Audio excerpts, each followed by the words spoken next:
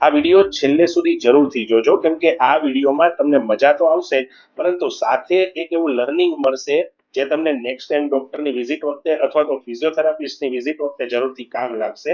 આજથી લગભગ 10 દિવસ પહેલા સુરત શહેરની એક વેલ નોન હોસ્પિટલના ઓર્થોપેડિક ડોક્ટરની ફાઇલ લઈને એક પેશન્ટ રિસેપ્શનમાં આવે છે, અને જ્યારે રિસેપ્શનિસ્ટે કન્સલ્ટેશન માટેનો ₹500 ચાર્જ જે હું મારા દરેક પેશન્ટ પાસેથી લઉં છું એ ડિમાન્ડ કરે છે.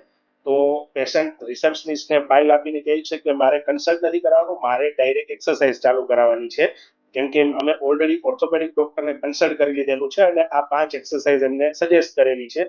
તો તમે ફાઇલ બતાવો અને મને એક્સરસાઇઝ કરાવો, કન્સલ્ટેશનની જરૂરિયાત નથી. હવે ફિઝિયોથેરાપી ફિલ્ડના કદાચ દુર્ભાગ્ય છે કે મોટાભાગના ઓર્થોપેડિક ડોક્ટરો જસ્ટ ફિઝિયોથેરાપી કરાવવાનું છે એવું નથી લખતા, પરંતુ બધી ડિટેલ લખીને આપે છે.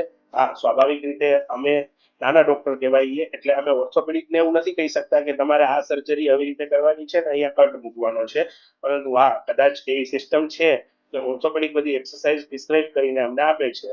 એવી જ રીતે આ પેશન્ટનું ત્યારે કસમકસ ચાલતી હતી, એટલે મેં રિસેપ્શનિસ્ટને અંદર બોલાવી અને એને જણાવ્યું કે તમે એક કામ કરો, કે પેશન્ટને પહેલા અંદર મોકલો અને તમે પણ સાથે અંદર આવો.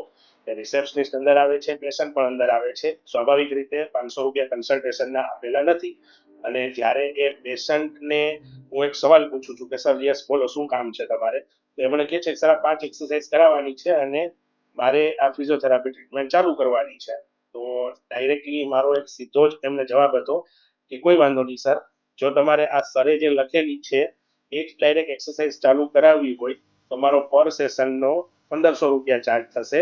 અને જો તમારે પ્રોપર રીતે કન્સલ્ટેશન કરાવવું છે તો કન્સલ્ટેશનના 500, ને પછીની જે ફિઝિયોથેરાપી ટ્રીટમેન્ટ છે એ ફિઝિયોથેરાપી ટ્રીટમેન્ટના ₹600, ₹700 કે ₹800 ચાર્જ થશે. ડિપેન્ડ છે કઈ રીતે ટ્રીટમેન્ટ છે.